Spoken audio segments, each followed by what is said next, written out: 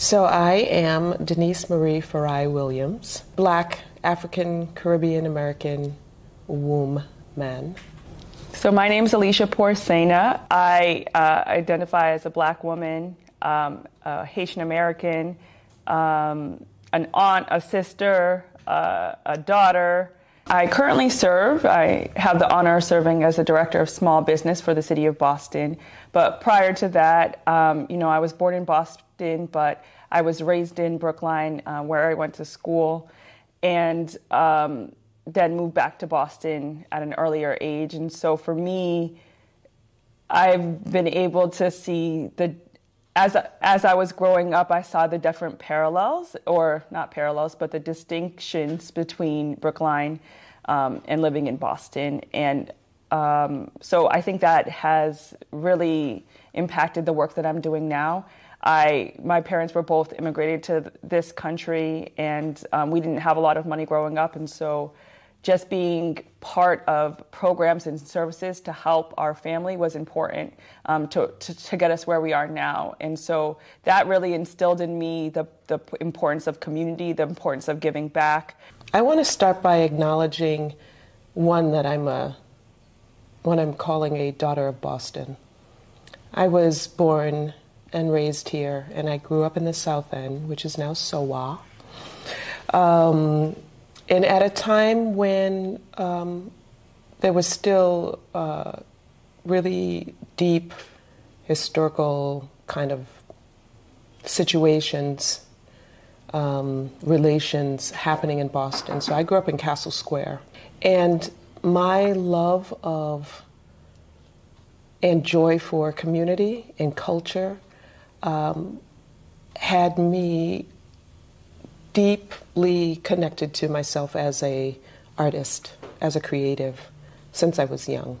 I've been the artistic director for Project Hip Hop, where I worked with young people to create flash mobs, street theater, really support youth actions that were happening. And I'm so honored and happy to say I am now serving as program director with the Dudley Street Neighborhood Initiative, where we most recently have launched our new podcast, DS&I Deconstructs. So we're really looking at understanding all of the different apparatus, political and otherwise, community and otherwise, that impact what is happening to our community. We want it to be a platform where folks from community can learn about the different things that impact us, from gentrification to displacement, land and land usage. All of these things are so much of what Dudley Street Neighborhood Initiative is known for, a leader in how communities can come together to create the change that they need.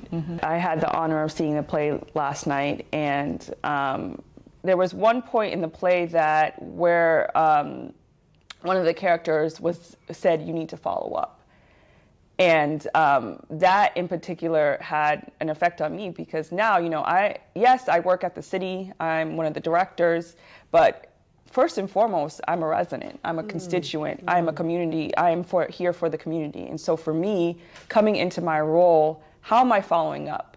This is when we talk about displacement, when we talk about gentrification, this is the community that I live in. And so that directly impacts me, and so in thinking about my work and the play, that's happening. That's very real, and that's what we're trying to combat. And for me, it's like, how do I follow up in this sense? Because it is my story. It is our story. And what are we seeing in Boston? We're seeing a lot: the rising of rent, the rising of prices, the rising of goods. It's hard for businesses to find workers right now.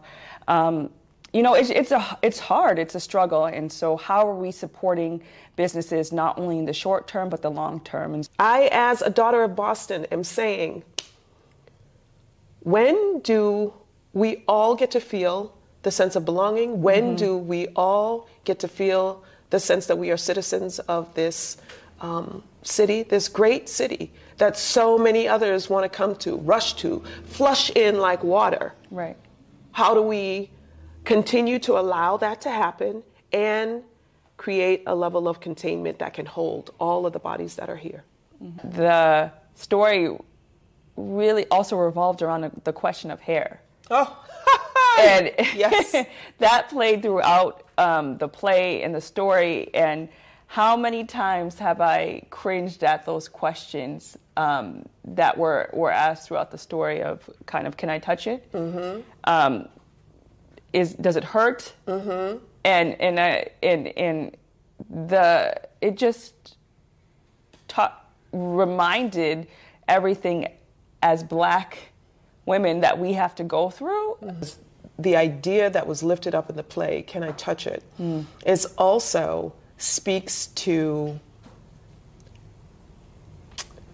historically what has been, I do get to touch it. Mm-hmm. I get to have access to this body, to this person in a particular way. So that impulse, right, to reach out and touch is that Black and brown and indigenous bodies, particularly Black bodies, particularly Black females, have always been the target of a touch. Mm-hmm. It's not only a beingness, it's an idea that lives deeply in the consciousness of this country. Right. And it is connected to practices of anti-Blackness, slavery, enslavement, right? This idea of having unfettered access to the Black and brown and indigenous bodies in a way. The coming months and weeks, you'll learn more about what our cabinet and what our office is specifically doing to look at equity and bring about programs and initiatives that really speak to the small business community. But overall, how are we thinking about what we want to see as a new Boston? Reinterpreting policies, reinterpreting initiatives to really make sure we're meeting the needs of our community. And that really starts by listening. And so we're doing these walks. We're doing business walks every week. You can sign up on our website to if you want to host a business walk in your neighborhood. We'll walk around the community and really see what you need. And then from there, that will inform our decisions, that will inform our policies, that will inform our initiatives. And it's really important to do that. I think Congresswoman Ayanna Pressley said it best. She said, the people closest to the pain should be closest to the power. That's right. But it's all about relationships. We have to build the relationships, do the work. There is no, don't leapfrog past where we need to start, right? And where we need to start is by building these relationships. So when you're talking about being in community, hearing from community, wanting to open the doors to community, be intentional about how you create the context for those relationship building. Because there is a trust that was severed a long time ago within our communities. So a trust created a wound, but the healing is closest to the wound, and we have to go there. We have to go there, and we have to go together.